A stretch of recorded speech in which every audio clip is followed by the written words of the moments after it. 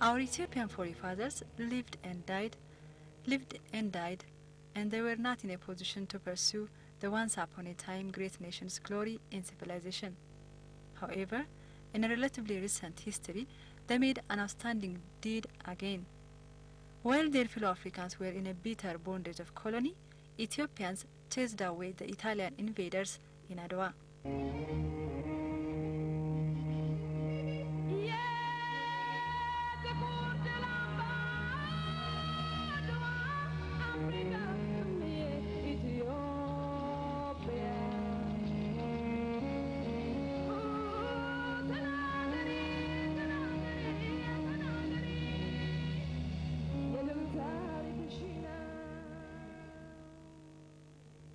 Again, Ethiopians stand up being an icon for Africans' freedom, and it was clearly communicated to the whole world. Adwa is a victory of all black people, a victory that inspired a lot of freedom fighters. የተሰጠኞት ዛሬ በነፃነት ሰው ተከፍሎበታል ከደምና ከአጥንት ስንት ወገን ወደቀ በነፃነት ምድር ትናገር አድዋ ትናገር ትመስክር ትናገር አድዋ ትናገር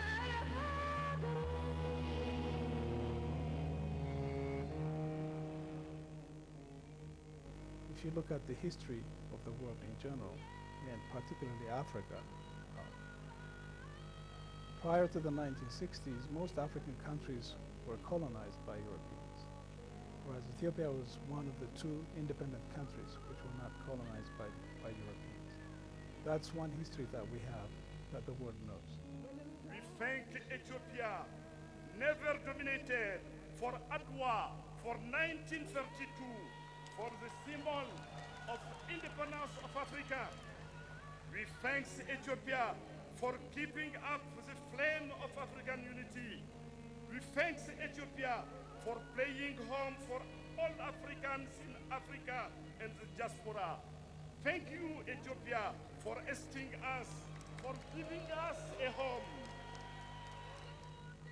What we have done in the past is something that could be repeated in the future. And we always use the past as a reference to the future.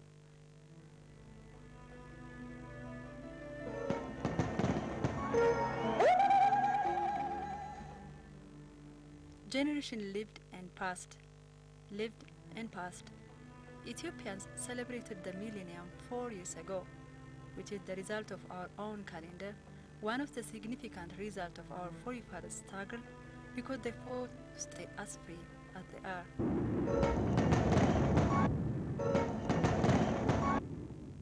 ሺህ ዓመታት በኋላ ሌላ ኢትዮጵያዊ ትውልድ የሶስተኛውን ሚሌኒየም ያከብራል። በዚህ ወቅት ለበዓሉ የሚደርስ 1,000 years from now, when Ethiopians gather to welcome the 4th millennium, they shall say that at the eve of the 3rd millennium was the beginning of the end of the dark ages in Ethiopia. They shall say that the eve of the 3rd millennium was the beginning of Ethiopian Renaissance. We are all acutely aware of the fact that a lot remains to be done to sustain our current achievements.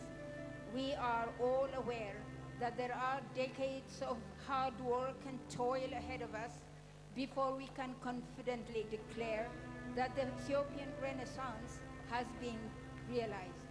But we also know that it can and will be done. We know that our country can take its rightful place among the developed nations of this planet. We know that we can do it not only because all Ethiopian generations prior to our dark ages had done it, but also because we, our own generation of Ethiopians, has already begun to do it.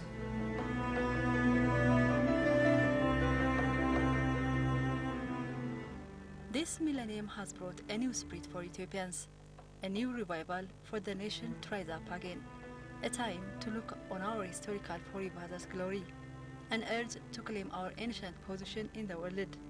ኢትዮጵያም ከዚህ በፊት በስልጣኔም ሀያል የነበረች ሀገር የሰለጠነች በንግዱ በዲፕሎማሲውም ትልቅ የነበረች ሀገር Ethiopians once were great nations, civilized in trade and diplomacy.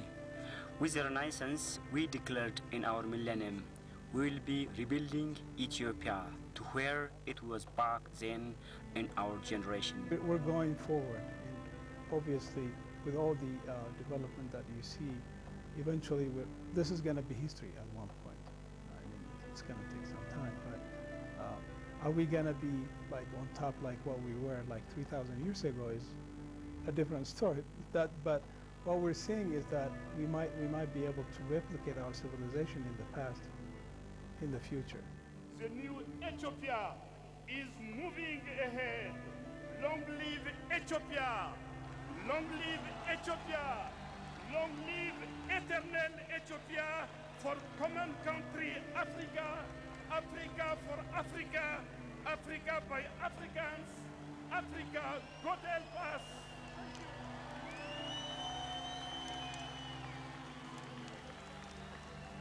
Soon enough, the world picked up. The time has come for motherland Africa, Ethiopia. The time to rewrite the history of the continent as a whole.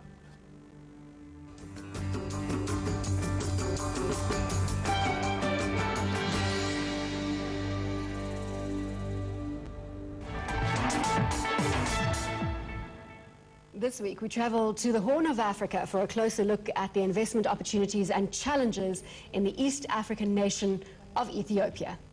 From an economic point of view, Ethiopia is estimated by the IMF and by the Economist Intelligence Unit to be one of the 10 fastest growing economies in the world in the next 5 years.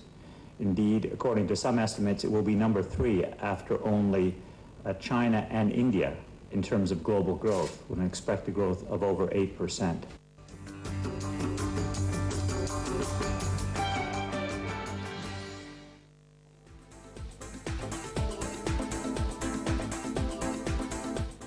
Doing our budget travel segment this week, and if you're looking for an exotic place to go, we think we have a pretty good one for you. This is a place with a great history, churches that are carved out of snow, and we're willing to bet that you haven't been there and it's probably not even on your vacation list. But maybe we'll change your mind. We're talking about Ethiopia. Justin Bergman of Budget Travel Magazine is here, and he's going to tell us why Ethiopia is where you should spend your next vacation. Really? Yeah, it's a really cool, new, interesting kind of idea to go and do this.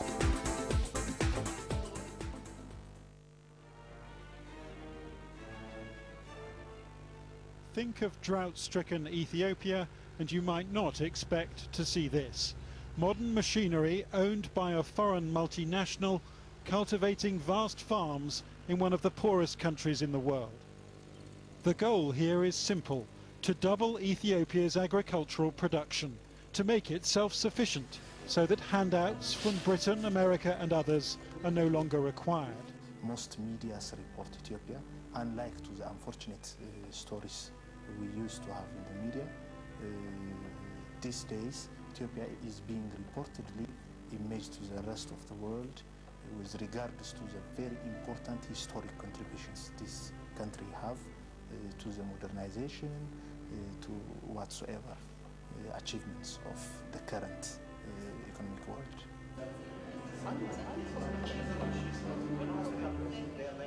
Ethiopia is a lovely country, and I hope that I will visit Ethiopia many times, and maybe we will move here, because I think the future is here in Africa. But when in '84, it was forever etched in my brain, that tragedy that happened with the famine. So when I came here, I came with an open mind, but deep down there with all these images. And what I saw was very, very different. It's a very, very complex, interesting, very rich, cultured society. When we went down south, it's very lush, the vegetation is very rich and green. People are so friendly, so warm, so inviting. It's fair to say I've kind of fallen in love with Ethiopia. It opens your heart, and I can't wait to come back. The spirit of the people in Ethiopia. Even the ones we met who I know are really struggling. So warm and so generous. And that is something I'll never forget.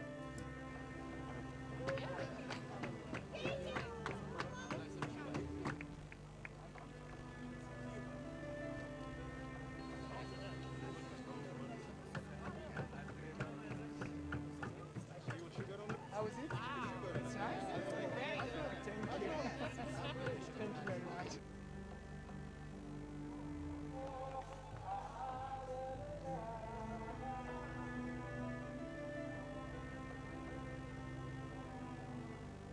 I see you. The national dress that you are having is an Aksum dress. And this book starts with Aksum and speaks about the last 2,000 years. This is in Amharic. If you are not managing to read it in Amharic, I will send you the English copy.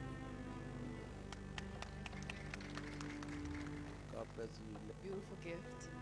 I have enjoyed myself, and I can't wait to go all around the world and tell the world how wonderful Ethiopia is. And I definitely can't wait to come back. I feel like it's a second home, and I've traveled many places. I've said this before, but I've never been to a place with a spirit like Ethiopia. So I'm very honored to have been in this beautiful place, and I can't wait to come back. Likewise, Ethiopia starts to show up into different continental and global issues representing itself in the continent Africa. Leaders start applauding Ethiopia in its endeavor for development. The African Union has played a critical role in facilitating negotiations in Sudan. And I also want to thank the Prime Minister of Ethiopia, our host country, for everything he has done and is doing as we speak today. Ethiopia's added 35,000 new health workers, and they're all over the country available to help out with basic health needs. Ethiopia and India are two of the countries hardest hit by child mortality, but they are not shying away from the challenge that poses. In fact, as you heard from the ministers, the Ethiopian and Indian governments are putting this problem front and center, not just at home, but on the global stage. India and Ethiopia are exemplars of countries stepping up and taking responsibility. And I thank them for their leadership and their partnership. There's two types of changes that have occurred in the last 25 years, one positive, one negative. There's been economic change, which is infrastructural, roads, telephony, economic change, health figures up, the economy up 7%, education figures up, infant mortality, malaria down. All good news. And the bad news is that climate change has radically affected the areas where those good news stories were. To spend an unforgettable night with a smallholder farmer and his family in Tukul in Ethiopia.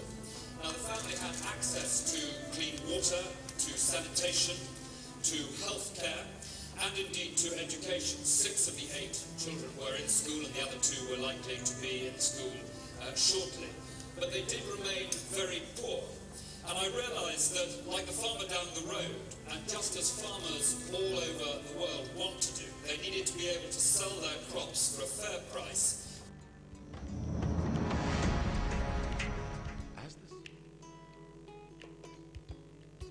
There are so many reasons why you should visit Ethiopia. History, nature, wildlife, bird life, diverse culture and people, ancient civilization, the list is endless. It's also imperative for you to see Ethiopia once in a lifetime, because this is where you as a human began. This is where we all belong. Yet again, Ethiopia is also a place where you not only witness history. Ethiopia is a place where you get a chance to take a part or witness history in the making.